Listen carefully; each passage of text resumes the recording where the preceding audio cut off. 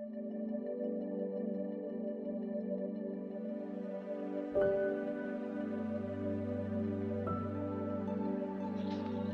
عہد نامے میں سے پالوس رسول کا رومیوں کی کلیسیا کے نام خط اور اس کا 13واں باب اور اس کی 8ویں آیت سے لے کر 14ویں آیت تک کی تلاوت کریں گے۔ اور یہاں پر یہ لکھا ہے، آپس کی محبت کے سوا کسی چیز میں کسی کے قرضدار نہ ہو، کیونکہ جو دوسرے سے محبت رکھتا ہے اس نے شریعت پر پورا عمل کیا، کیونکہ یہ باتیں کہ زنا نہ کر، خون نہ کر، چوری نہ کر، لالچ نہ کر، اور ان کے سوا اور جو کوئی حکم ہو، ان سب کا خلاصہ اس بات میں پایا جاتا ہے کہ اپنے پڑوسی سے اپنی مانند محبت رکھ۔ محبت اپنے پڑوسی سے بدی نہیں کرتی، اس واسطے محبت شریعت کی تعمیل ہے۔ اور وقت کو پہچان کر ایسا ہی کرو، اس لیے کہ اب وہ گھڑی آ پہنچی کہ تم نیند سے جاگو، کیونکہ جس وقت ہم ایمان لائے تھے اس وقت کی نسبت اب ہماری نجات نزدیک ہے۔ رات بہت گزر گئی اور دن نکلنے والا ہے، پس ہم تاریکی کے کاموں کو ترک کر کے روشنی کے ہتھیار باندھ لیں۔ جیسا دن کو دستور ہے شائستگی سے چلیں، نہ کہ ناچ رنگ اور نشے بازی سے، نہ زناکاری اور شہوت پرستی سے، اور نہ حسد اور جھگڑے سے، بلکہ خداوند یسوع مسیح کو پہن لو اور جسم کی خواہشوں کے لیے تدبیریں نہ کرو۔ خدا کے کلام کا پڑھا اور سنا جانا ہم سب کے لیے باعث برکت ہو۔ میرے اس نئے سال کے دوسرے اتوار میں جب ہم خداوند کے حضور میں جمع ہیں تو ہمیں اس بات کے لیے خدا کی شکر گزاری کرنی چاہیے ایک بار پھر سے کہ خدا نے ہمیں زندگی دی ہے، اور ایک نیا سال جو خدا نے ہمیں بخشا ہے یقیناً یہ اس کا فضل ہے۔ جب ہم پولس رسول کے اس خط کو جو رومیوں کی کلیسیا کو لکھا گیا، جب ہم اس کو پڑھتے ہیں تو اس کے پڑھنے سے ہمیں اس بات کا اندازہ ہوتا ہے کہ پولس رسول نے ابھی تک اس کلیسیا کو وزٹ نہیں کیا تھا، پولس رسول ابھی تک روم نہیں گیا تھا، لیکن اس نے کلیسیا کے ایمان کے بارے میں بہت سن رکھا تھا۔ کلیسیا کے ایمان کی بڑی شہرت پھیلی ہوئی تھی، اور روز بروز لوگ اس کلیسیا کی مثال دیتے تھے کہ یہ کلیسیا کے جو لوگ ہیں بڑے ایمان میں پختہ ہیں، کیونکہ وجہ یہ تھی کہ روم کے اندر ہی زیادہ ستایا جا رہا تھا، اظہار ثانی تھی، اور وہاں پر کے جو لوگ تھے وہ مسیح پر ایمان لے آئے۔ تو پولس رسول ان کی حوصلہ افزائی بھی کرتا ہے، ان کے ایمان کی تعریف بھی کرتا ہے، اور پہلے 11 ابواب میں خاص وہ ایک مضمون پر منادی کرتا ہے، اور اس کا مضمون یہ ہے کہ ہم راست باز اپنے اعمال سے نہیں ٹھہر سکتے بلکہ خدا کے فضل سے۔ میں ان دنوں ایک سیمنری میں بھی پڑھا رہا ہوں، آن لائن میں کلاس لیتا ہوں، اور غلطیوں کے خط کو میں نے پڑھانا شروع کیا، اور جب میں غلطیوں کے خط کو پڑھ رہا تھا اور پھر رومیوں کے خط کو، تو دونوں ملتے جلتے ہیں، اور دونوں کا ایک ہی مضمون نظر آتا ہے کہ کوئی بھی انسان کبھی اپنی راست بازی سے وہ نجات نہیں پا سکتا، راست باز نہیں ٹھہر سکتا۔ اب راست باز ٹھہرنا یہ ایک عدالتی ٹرم ہے، جیسے کہتے ہیں کہ کسی شخص پر الزامات لگے کہ جی اس نے یہ جرم بھی کیا، اس نے یہ جرم بھی کیا، اس نے یہ جرم بھی کیا ہے، اور سارے اس مقدمے کے بعد جو منصف ہے وہ کہتا ہے کہ نہیں اس میں کوئی جرم نہیں ہے، اس کے سارے جرم جو ہے وہ ختم، میں اس کو آزاد کرتا ہوں، یہ بری ہے، اب اس پر کوئی جرم نہیں ہے۔ تو یہ ہے راست باز ٹھہرنا۔ یعنی جب ہم کہتے ہیں نا کہ خدا کے حضور ہم راست باز ٹھہرتے ہیں، تو اس کا مطلب ہے کہ خدا کی عدالت میں ہم پر کوئی بھی جرم نہیں ہے، ہم خدا کے حضور بے گناہ ہیں، لیکن یہ بے گناہی ہمیں اپنے کاموں کی وجہ سے نہیں ملی کہ ہم کہیں جی ہم بڑے اچھے ہیں اس لیے خدا نے ہم پر رحم کر دیا۔ کبھی کبھی انسان اپنے اعمال پر بھروسہ کرتا ہے کہ جی ہم تو بچپن سے چرچ بھی جا رہے ہیں، ہم تو سنڈے اسکول بھی جاتے رہے، اور ہم تو ہدیہ جات بھی دیتے ہیں، ہم تو ہر اتوار باقاعدگی سے بھی چرچ میں جاتے ہیں، اور بھی بہت سارے اپنے اچھے نیک اعمال پر ہم کبھی کبھی بھروسہ کرتے اور کہتے ہیں کہ آسمان پر نا عملوں کا حساب ہوگا۔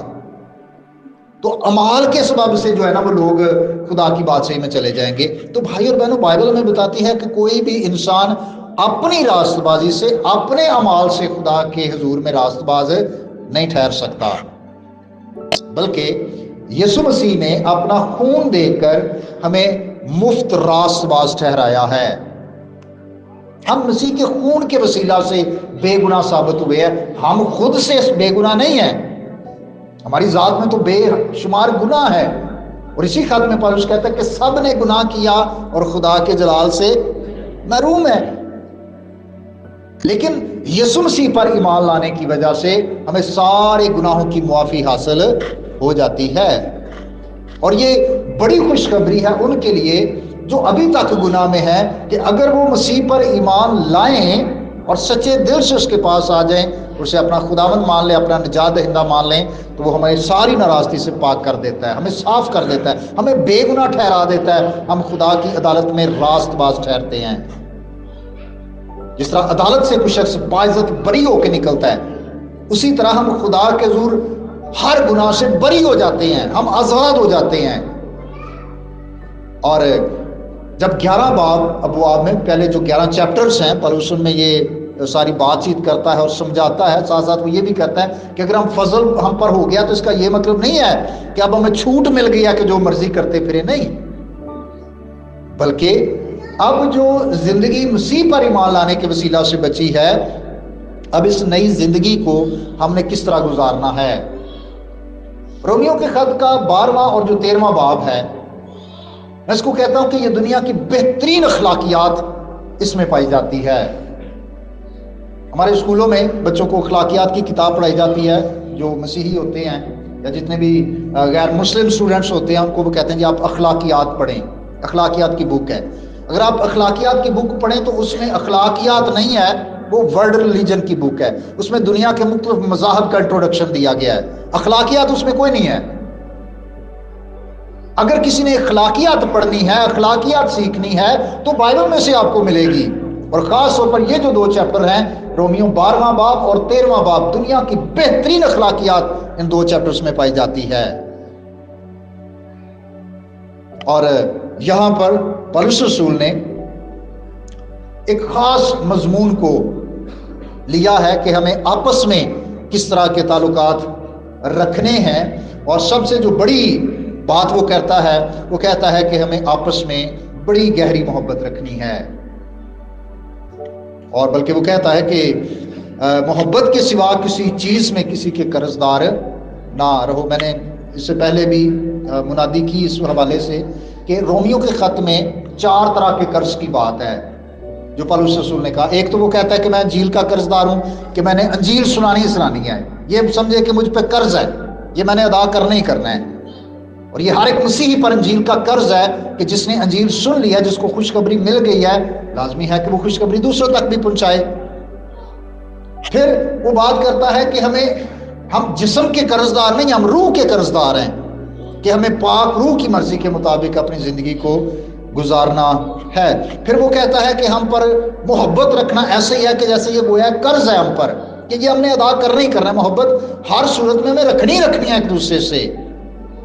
اور پھر چوتھے قرض کی وہ بات کرتا ہے جو ہم ہدیہ جات دیتے ہیں. وہ پالوس کہتا ہے کہ گویا یہ ایسی ہے کہ جیسے جس شخص نے منادی کی ہے، جس شخص نے کلام کی خدمت کی ہے، اس کو دینا ایسی ہے کہ جیسے ہم قرض اتار رہے ہیں، کہ کسی نے ہمیں کچھ دیا ہے اور ہم بھی قرض اتار رہے ہیں، کہ جس نے ہمیں منادی کی ہے، جس نے کلام سنایا ہے، ہم ہدیہ جات ان کو دیتے ہیں. تو یہاں پر وہ محبت کی بات کرتا ہے کہ محبت ایک قرض کی طرح ہے جس کو میں ہر صورت ادا کرنا چاہیے. اور وہ کہتا ہے کہ جتنی بھی باتیں ہیں، جتنے بھی احکام ہیں، وہ اس میں پورے ہو جاتے ہیں کہ اگر کوئی واقعی آپس میں محبت رکھے. اس نے کہا کہ اگر تو لکھا ہے کہ زنا نہ کر، خون نہ کر، چوری نہ کر، لالچ نہ کر، اور اس کے علاوہ بھی جو حکم ہے، لگتا ہے کہ وہ 10 حکموں کی طرف اشارہ کر رہا ہے. اور 10 حکموں میں سے بھی وہ حکم جو انسان سے تعلق رکھتے ہیں کہ انسان نے انسان کے ساتھ کیسے زندگی گزارنی ہے. وہ کہتا ہے سارے حکموں کا ایک ہی نچوڑ ہے، اور وہ کیا ہے کہ آپس میں بڑی محبت رکھو. جیسے اپنے آپ سے پیار کرتے ہو، جیسے اپنے آپ سے محبت رکھتے ہو، اپنے پڑوسی سے بھی اپنی مانند محبت رکھو. اور پڑوسی بائبل مقدس کے مطابق صرف وہ پڑوسی نہیں ہے جس کی گھر کی دیوار ملتی ہے آپس میں، بلکہ نیک سامری والے واقعات میں ہم یہ سیکھتے ہیں کہ دنیا کا ہر انسان ہمارا پڑوسی ہے. جو ضرورت مند ہے نا، وہ ہمارا پڑوسی ہے. اور ہمیں سب کے ساتھ ایک ہی جیسا سلوک کرنا ہے، سب کے ساتھ ایک جیسا پیار کرنا ہے۔ آج فی زمانہ ہم دیکھتے ہیں کہ چاہے خاندانوں میں دیکھیں، چاہے ہم رشتہ داروں میں دیکھیں، بہن بھائیوں میں دیکھیں، محبت ٹھنڈی پڑ گئی ہے۔ اور خدا کا کلام بار بار ہمیں یہ یاد دلاتا رہتا ہے، یہ خدا کی آواز ہے جو بار بار ہم تک پہنچتی رہتی ہے کہ ہمیں آپس میں بڑی محبت رکھنی ہے، خاندان میں بھی، پڑوسیوں سے بھی، محلے میں بھی، دنیا کے ہر انسان کے ساتھ۔ بلکہ انجیل مقدس کی تعلیم یہ ہے کہ اپنے دشمنوں سے بھی محبت رکھو، اپنے ستانے والوں کے لیے دعا کرو۔ تو بھائی اور بہنوں، ہم جو تبدیل شدہ لوگ ہیں، ہم جو یسوع مسیح پر ایمان لانے کے وسیلہ سے راست باز ٹھہرے ہیں، ضرور ہے کہ ہم آپس میں بڑی محبت رکھیں۔ اگر خاندانی محبت کی بات کریں تو خدا کا بندہ سلیمان بڑی خوبصورت بات کرتا ہے، کہتا ہے کہ محبت والے گھر میں ذرا سا ساگ پات عداوت والے گھر میں پلے ہوئے بچڑے سے بہتر ہے۔ ایک ایسا خاندان جس میں پیار ہے، محبت ہے، صلح سلوک ہے، وہاں پہ اگر دال ساگ بھی بنی ہے نا وہ ٹھیک ہے، لیکن اگر گھر نعمتوں سے پورا ہے، ہر طرح کی نعمتیں ہیں گھر میں، روپیہ پیسہ بھی ہے، لیکن ہر وقت لڑائی ہے، تو وہ بہتر نہیں ہے۔ محبت خاندان میں ہونی چاہیے، معاشرے میں محبت ہونی چاہیے، ایک دوسرے کے ساتھ عزت احترام سے اس مختصر سی زندگی کو جو چند سال پر مبنی ہے آپس میں محبت اور پیار سے گزارنا ہے، کیونکہ یہی مسیحیوں کی پہچان ہے۔ مسیح خدا نے کہا اگر تم آپس میں محبت رکھو گے تو اس سے سب جانیں گے کہ تم میرے شاگرد ہو۔ دوسری بات وہ کہتا ہے کہ وقت کو بھی پہچانو، بلکہ وقت کو پہچان کر ایسا ہی کرو۔ کیسا؟ وہ محبت رکھنے کی بات کرتا ہے۔ پھر وہ کہتا ہے کہ جو دنیا کے حالات و واقعات ہیں ان پر بھی نظر کرو کہ دنیا کے حالات کس طرف کو جا رہے ہیں، وقت کیا چل رہا ہے، کس طرح کا وقت چل رہا ہے۔ اور آج سے 2000 سال پہلے جب بائبل مقدس کا یہ حصہ لکھا گیا، حالات اس وقت بھی اچھے نہیں تھے۔ کبھی کبھی لوگ کہتے ہیں جی ہونا وہ بڑے حالات خراب ہو گئے ہیں، تو حالات ماضی میں بھی کبھی اچھے نہیں رہے۔ گناہ، بدی، خون ریزی، بے انصافی، ظلم، کرپشن، یہ ہر دور میں رہا ہے، ہر دور میں گناہ اور بدی رہی ہے۔ ابلیس شروع سے تھا، وہ شروع سے لوگوں کو بہکاتا رہا، آج بھی بہکاتا ہے۔ ہاں، یہ اس کا طریقہ یہ ہے کہ جیسے جیسے چیزیں ترقی کرتی ہیں نا، وہ گناہ اور بدی کے نئے نئے طریقے ایجاد کر لیتا ہے۔ لیکن حالات ہر دور میں خراب رہے ہیں، ہر دور میں ایمانداروں کو گناہ سے بچنے کی نصیحت کی گئی ہے۔ اور انجیل مقدس کا یہ حصہ آج ہمارے لیے بھی ہے کہ ہم وقت کو پہچانیں کہ وقت کس طرح کا وقت چل رہا ہے۔ اور حقیقت یہ ہے کہ اب ہماری نجات نزدیک ہے۔ مراد یہ ہے کہ یسوع مسیح کی آمد اب نزدیک ہے۔ جو انجیل مقدس میں مسیح کی دوسری آمد کی نشانیاں بتائی گئی ہیں وہ ہمیں پوری ہوتی ہوئی نظر آتی ہیں دنیا میں۔ قوم پر قوم، سلطنت پر سلطنت چڑھائی کر رہی ہے، اور بہت ساری جو متی 24 باب میں پیشن گوئیاں ہیں، اب دیکھیں وہ پوری ہوتی ہوئی ہمیں نظر آتی ہیں۔ تو ضرور ہے کہ ہم اس بات کو سمجھیں کہ اب جو مسیح کی آمد ہے وہ بہت قریب ہے، اور ہمیں اس وقت میں اپنے آپ کو سمجھنا ہے کہ ہم کس پوزیشن پر ہیں۔ آپ کو پتہ ہے ایک دفعہ جب گتسمنی باغ میں مسیح خداوند اپنے شاگردوں کے ساتھ تھے تو وہ سو گئے۔ حالانکہ مسیح خدا نے ان کو کیا حکم دیا تھا کہ جاگو اور دعا کرو تاکہ آزمائش میں نہ پڑو۔ وہ جسمانی نیند کی بات تھی، جسمانی طور پر جاگنے کا مسیح خدا نے کہا، لیکن وہ پھر بھی سو گئے۔ اب یہاں پر جو پولس رسول بات کر رہا ہے نا کہ تم نیند سے جاگو، یہ جسمانی نیند کی بات نہیں ہے، وہ جسمانی نیند کی بات تھی۔ یہاں پر روحانی طور پر بات ہو رہی ہے، یعنی وہ وقت جو تم نے جہالت میں، گناہ میں، بدی میں گزارا، گویا کہ تم روحانی طور پر نیند میں تھے، سوئے ہوئے تھے۔ لیکن اب پولس رسول کہتا ہے کہ اب جاگنے کا وقت ہے، رات بہت گزر گئی اور دن نکلنے والا ہے۔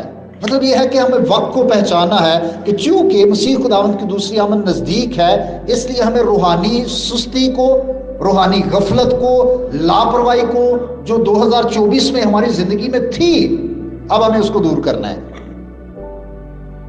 اب ہمیں جاگنا ہے روحانی طور پر بھی۔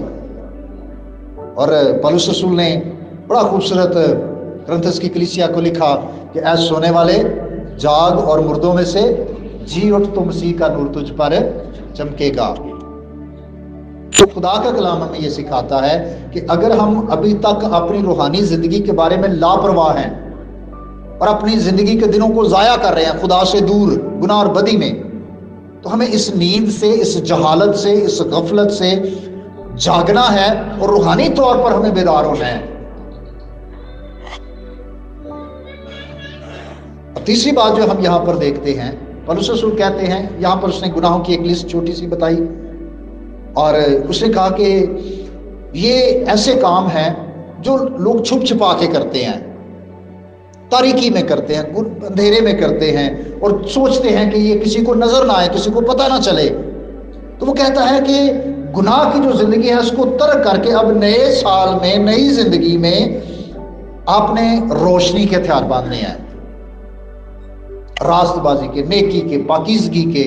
بلکہ وہ 14ویں آیت میں اس کو بڑے خوبصورت طریقے سے نچوڑ نکال دیتا ہے ایک ہی بات میں کہ مسیح کو پہن لو۔ مجھے بہت دفعہ کئی لوگوں سے بات کرنے کا موقع ملا اور میں نے ان سے پوچھا کہ کیا آپ نے کبھی انجیل مقدس کو پڑھا ہے؟ وہ کہتے ہیں ہم نے دیکھا بھی نہیں ہے۔ اب دیکھیے، اگر ہم کہیں جی بہت سارے لوگوں کی ایسی گواہیاں ہیں، وہ کہتے ہیں جی ہم مسیح خواب میں اور رویا میں ہم پر ظاہر ہوا اور ہم نے مسیح کو قبول کر لیا، لیکن سارے لوگوں کا تجربہ ایسا نہیں ہے۔ لوگ مسیح کو دیکھنا چاہتے ہیں تو کیسے دیکھیں گے؟ اگر لوگ مسیح کے بارے میں جاننا چاہیں، دیکھنا چاہیں تو کیسے دیکھیں گے؟ کہاں سے مسیح کے بارے میں معلومات ملیں گی؟ انجیل مقدس میں سے۔ اب وہ تو انہوں نے کبھی دیکھی نہیں ہے، وہ تو کبھی لوگوں نے پڑھی نہیں ہے، تو پھر وہ کیسے مسیح کو دیکھیں گے؟ وہ کیسے مسیح کے بارے میں جانیں گے؟ کیونکہ جو مسیح کے بارے میں معلومات دے رہی ہے انجیل مقدس، وہ تو انہوں نے دیکھی نہیں ہے، وہ تو انہوں نے کبھی پڑھی نہیں ہے۔ ہاں، اگر وہ اس کو پڑھیں تو پھر یقیناً وہ مسیح کے بارے میں جان جائیں گے، وہ لوگ جو ابھی تک مسیح کو نہیں جانتے۔ تو پھر یہ ہمارے لیے ایک بڑا چیلنج بن جاتا ہے کہ کیسے لوگوں کو مسیح دکھانا ہے، کیسے لوگوں کو مسیح نظر آئے گا؟ اب سب کو تو خواب اور رویا میں نظر نہیں آئے گا، تو پھر طریقہ یہ ہے، پولس کہتا ہے کہ مسیح کو پہن لو۔ جب ہم پہن لیں گے لوگوں کو ہماری زندگی سے مسیح نظر آئے گا۔ مسیح خداوند کوئی ڈریس تو ہے نہیں کہ جس کو ہم کہیں جی ڈریس ہم پہنتے ہیں تو مسیح کو پہن لیں، یہ کیا کیسی بات ہے؟ کیا پولس رسول بات کر رہا ہے؟ یہ بالکل ایسے ہی بات ہے کہ جیسے ہم کچھ پہنتے ہیں تو وہ لوگوں کو نظر آتا ہے، لوگوں کو ہماری زندگی سے مسیح نظر آنا چاہیے، ہماری گفتگو سے، ہمارے لائف سٹائل سے، ہمارے اٹھنے بیٹھنے سے، ہمارے کام کرنے سے، ہماری دیانتداری سے، ہمارے میل ملاپ سے، ہر ایک چیز سے لوگوں کو مسیح نظر آنا چاہیے۔ کسی ایک اسکالر نے کہا کہ every Christian is a little Jesus. Urdu میں اس کا ترجمہ یہ ہے کہ ہر مسیحی جو ہے یہ ایک چھوٹا یسوع ہے، ہر مسیحی ایک چھوٹا یسوع ہے۔ مطلب یہ ہے کہ ہمیں ہر روز مسیح کی مانند بننا ہے، ویسا ہی مزاج رکھو جیسا مسیح یسوع کا بھی تھا۔ جب لوگ ہماری زندگی سے مسیح کو دیکھیں گے، مسیح کی تعلیمات کو دیکھیں گے، تو پھر ان کو پتہ چلے گا کہ مسیح کیسا ہے۔ یا تو وہ اس کو پڑھیں یا ہمیں پڑھیں۔ اور نئے عہد نامے میں ایمانداروں کے لیے ایک خاص ٹرم استعمال ہوئی کہ تم زندہ خدا کا زندہ خط ہو۔ اور یہ اس دور میں لکھا گیا جب لوگ خط کے ذریعے سے ایک دوسرے کے ساتھ بات چیت کرتے تھے۔ جب لوگ ایک دوسرے کو خط لکھتے تھے تو اب جیسے دیکھیں نا، یہ جو انجیل مقدس میں نیا نامے میں خطوط ہے، ہم کہتے ہیں جی کرنتھیوس کی کلیسیا کو لکھا گیا خط یا رومیوں کی کلیسیا کو لکھا گیا، تو یہ خط کی صورت میں لکھا گیا۔ اب جیسے میں نے آپ کو پہلے بتایا کہ پولس رسول نے کبھی بھی رومیوں کی کلیسیا کو وزٹ نہیں کیا تھا، لیکن اگر کوئی کلیسیا کہے جی ہم نے پولس کو دیکھنا ہے تو کہاں سے نظر آئے گا؟ پولس کے لکھے ہوئے خط سے جو ریٹن ہے۔ ईमानदारों को कहा गया कि तुम लिखा हुआ नहीं बल्कि तुम जिंदा खात हो, कि अगर किसी ने खुदा के बारे में जानना है, मसीह के बारे में जानना है तो तुम्हें पढ़ ले। मैं एक दिन एक बाइबल टीचर के पास बैठा हुआ था, मैंने कहा सर आजकल बच्चों को ये कैसे सिखाएंगे कि तुम खातो, बच्चों ने तो खत का वो दौर ही अब गुजर गया है। आजकल तो शायद बच्चों को तो इनको लेटर बॉक्स कहें तो शायद इन्होंने कभी देखा भी नहीं होगा, क्योंकि आजकल तो वो हंस पड़े कहते हैं शायद बच्चों को ये सिखाना पड़ेगा कि तुम जिंदा खुदा का जिंदा व्हाट्सअप हो, फिर बच्चे समझेंगे। एकदम हम वाकिफ है ना व्हाट्सएप से, हमें पता है। हम चलते फिरते मसीह के खत हैं, जिंदा खत, कि लोग हमें पढ़ें। लोग अगर कुछ जानना चाहें, सीखना चाहें तो वो हमारी जिंदगी से सीखें, हमें पढ़ें कि भाई मसीह ऐसा है। मसीह की जात में नशेबाजी नहीं है, मसीह की जात में नाच रंग नहीं है, शहवत परस्ती नहीं है, जनाकारी नहीं है, झगड़े नहीं है, हसद नहीं है, कोई गुनाह नहीं है। कहां से लोग मसीह को देखेंगे? हमारी जिंदगी से। भाई और बहनों, ये हमारे लिए बहुत बड़ा चैलेंज है इस साल में कि हम अपनी जिंदगी को ऐसे गुजारें कि लोग अगर मसीह को देखना चाहें तो कहें जी उस भैन नूं वेख लो तो समझो बस मसीह की तालीम इंज दी जे, उस भाई नूं वेख लो भाई मसीह की तालीम इंज दी जे जिवें वो बंदा करन दिया है। काश कि हम मिसाल बन जाए लोगों के लिए, इस मुआशरे के लिए, दुनिया के लिए, कि अगर कोई मसीह के बारे में जानना चाहता है, बाइबल उसके पास नहीं है, अंजील उसके पास नहीं है, उस शख्स को देखे उसे समझ आ जाए कि अच्छा मसीह ये है, मसीह तालीम ये है। क्यों? इस बंदे की जिंदगी से हमें नजर आ रहा है। भाई और बहनों, हमें जरूरत है कि हम अमली तौर पर मसीह के गवाह बने, जिंदा खत बने, ताकि लोग हमारी जिंदगी को पढ़ें तो उनको खुदा नजर आए, उनको मसीह नजर आए, उनको मसीह की तालीम नजर आए कि ये है मसीही तालीम, ये है इंसान का एक अच्छा खूबसूरत किरदार जो मसीह में रहते हुए हमारी जात में होता है। शायद आप सोच रहे हो कि पाजी साहब ये बड़ा मुश्किल है, बड़ा मुश्किल है ये। तो मेरे पास आपके लिए एक बड़ी अच्छी खुशखबरी है। खुदा ने हमें एक ऐसा मददगार बख्शा है कि वो काम जो हम नहीं कर सकते वो हमारी मदद करता है कि हम कर सकते हैं, और वह खुदा का पाक रूह जो हमारे अंदर मौजूद है। प्रॉब्लम यह है कि हमने कभी पाक रूह को मौका नहीं दिया कि वो हमें नया इंसान बनाए या नया इंसान बनने में हमारी मदद करे। हम वहीं पर हैं कि हम अपनी ताकत से अपने आप को ठीक करने की कोशिश कर रहे होते हैं। हम पाक रूह पर भरोसा नहीं करते, हम पाक रूह से मदद नहीं मांगते। जिले मुकद्दस के मुताबिक पाक रूह का काम है कि वो हमें नया इंसान बनने में मदद करता है,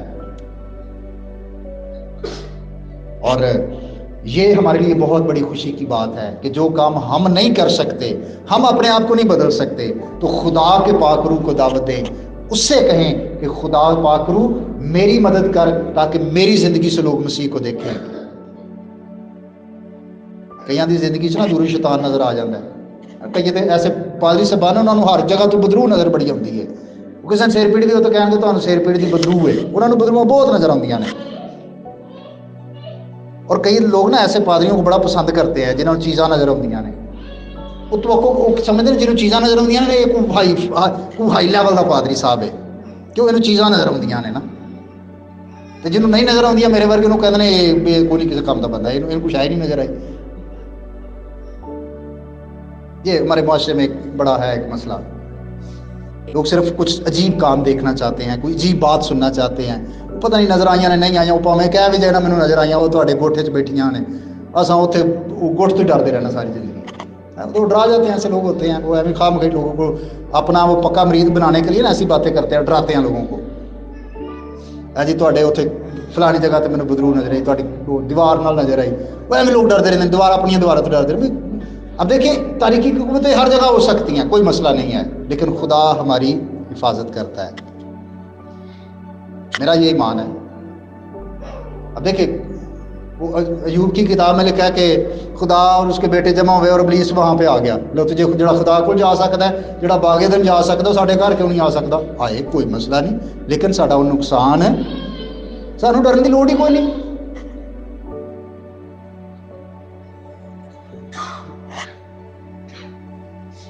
कई दफ़ा लोग इस तरह की चीज़ों में पड़ जाते हैं, लेकिन हमारा ये मसला नहीं है। मैं ये चाहता हूँ कि लोगों को हमारी ज़िंदगी से शैतान नज़र ना आए।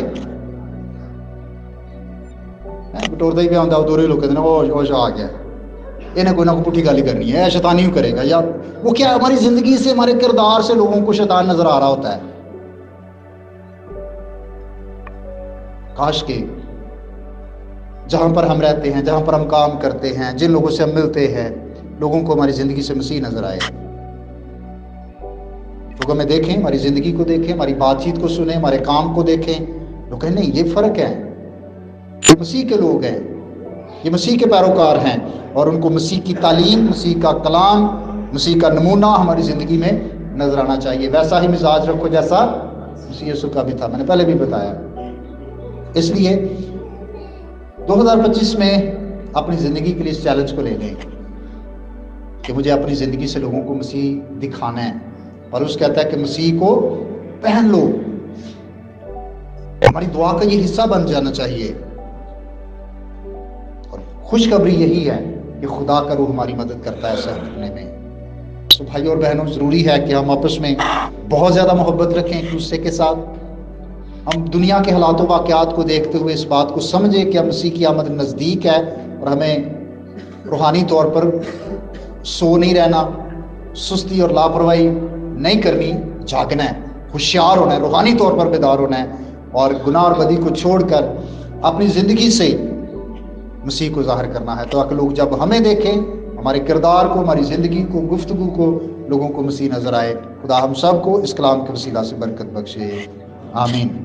तक हमारा चैनल सब्सक्राइब नहीं किया तो अभी सब्सक्राइब करें और बेल आइकॉन को क्लिक करके हमारी लेटेस्ट वीडियोस के बारे में अपडेट जानें।